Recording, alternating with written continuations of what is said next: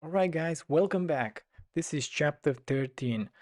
In this tutorial, we're gonna see how we can programmatically create resources in NiFi. So we're gonna create a process group. We're gonna create two components, a generate flow file and a log attribute. We're gonna create a connection between them. Following that, we're gonna start the generate flow file, clean the queue, and then we're gonna stop all the processors, and that's gonna be a wrap.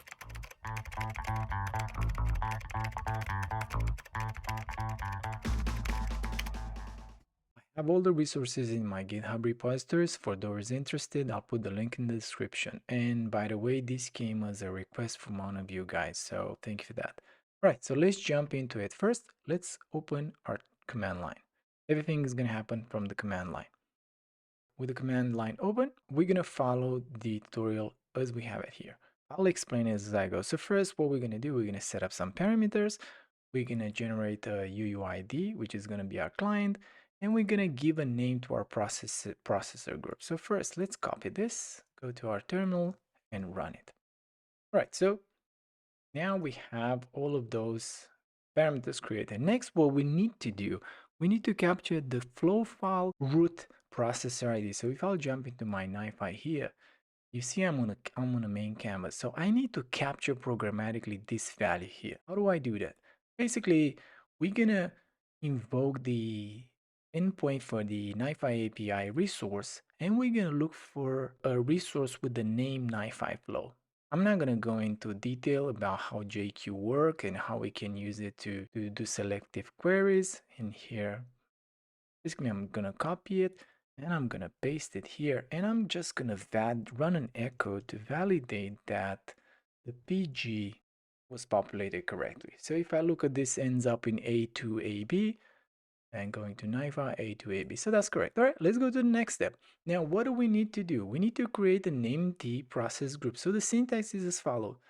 You see right now what I'm doing. I'm also creating the empty process group, but in the same time, I'm capturing the process group ID, which is later going to be used in the process. So to create a process group, it's a post request, and we have to provide it with a body. So the body in this case, it requires a revision, a client ID. You remember the client that we capture here, the version, and the component. In this case, the name and the position on the canvas. The processor group name is going to be this variable that we created. It's going to use this API endpoint.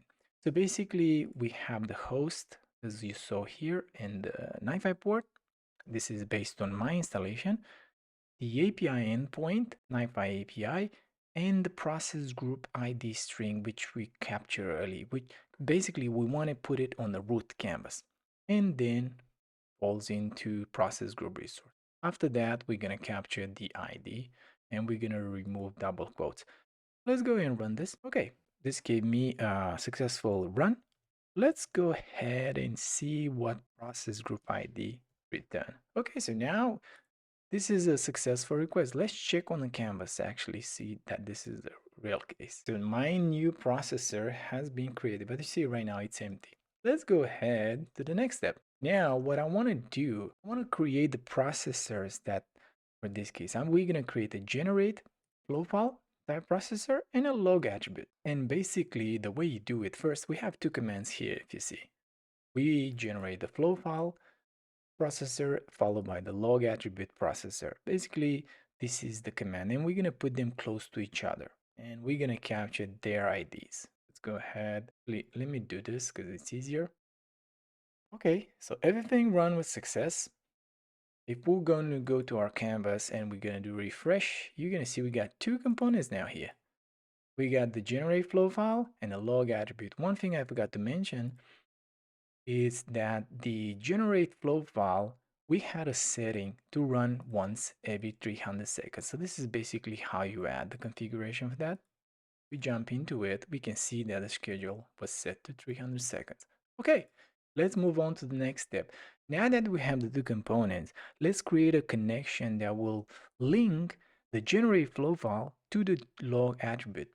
And basically for this use case, what we're going to use log attribute ID variable that we exported and generate flow file. So let's go ahead and make sure that we have them.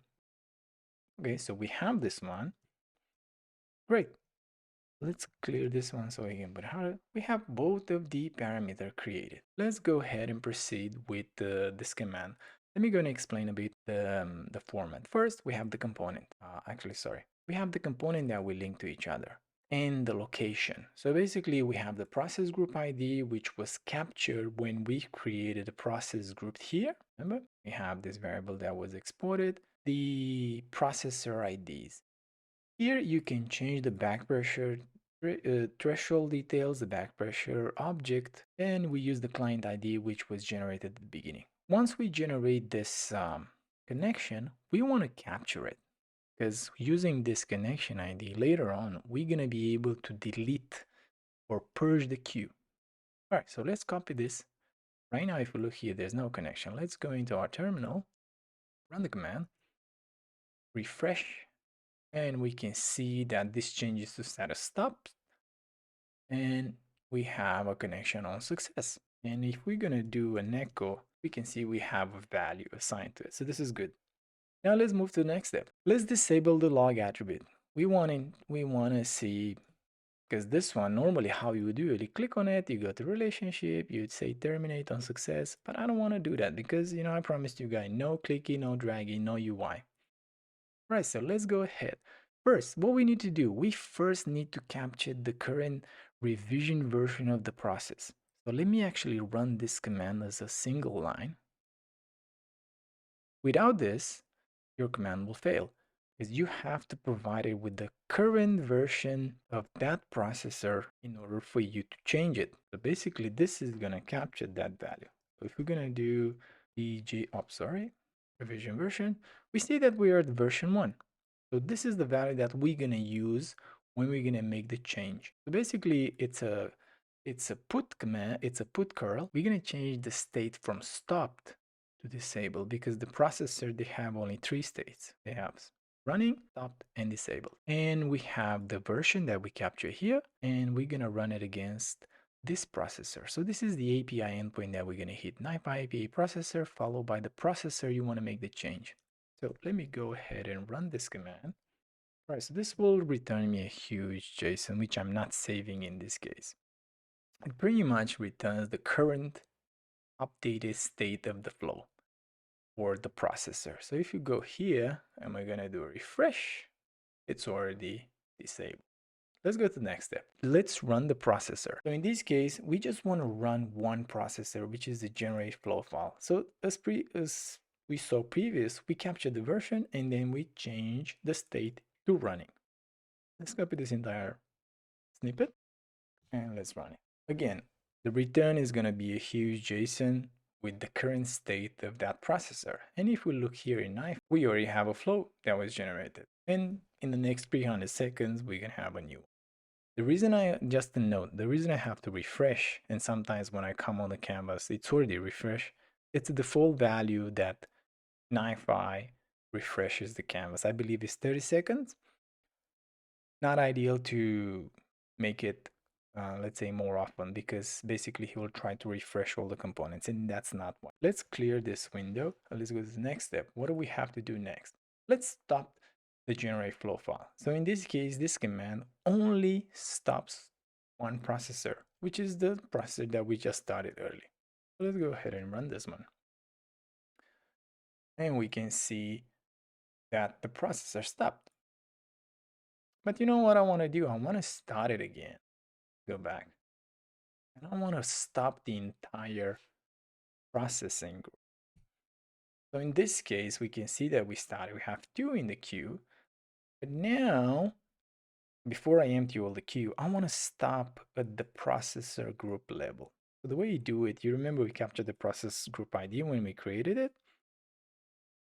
The only thing you have to do is change the state to stop. And you're going to hit this API endpoint. Flow process groups and the process group ID. All right, let's copy this. To go clear so we can see it better and run the command.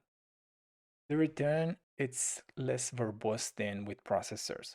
And if we go now, we can see that they're all stopped. To give you another example, let's say I have another, let's create one manually because I want you guys to believe me.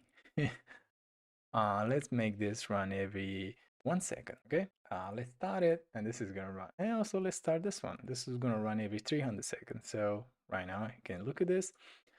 If I go ahead and run this command again, all of the processor present here are stopped. Okay, so let's go ahead and, as a matter of fact, I'm not gonna empty this queue right now. We're gonna show the command that will empty a single queue. You remember when we create a connection between those two components, we capture the connection generate flow file log attribute ID. So basically, we're going to use that value to purge a particular queue. The command is as follows. It's a post command against an NiFi Rest API endpoint that includes the connection followed by the drop request. Okay, so we copy this, and the response is more informational with previous and current state. So we can see right now we don't have any queued flow here, but the other queue was not touched. All right, so just to recap, what do we see in this chapter? Basically, we managed to programmatically create resources on NiFi canvas. With using the NiFi REST API, we created a process group. First, we created some parameters specific to your setup. If you're running on the same port, then fine. If you choose the same process group, fine. Then we captured the root processor group ID. Using that processor group ID, we created a new process group with that particular name. After that, we created two processors inside that process group, one generate flow file and one log attribute. After we successfully created these two processors, we created a connection between them on success and we captured the connection ID. Following that, we disabled one of the processor, which is the log attribute with this command, and then we started the generate flow file. We have the stop generate flow file command, and then we empty all the flow files that are present in the queue. And the final command will stop all the processors present in that process group.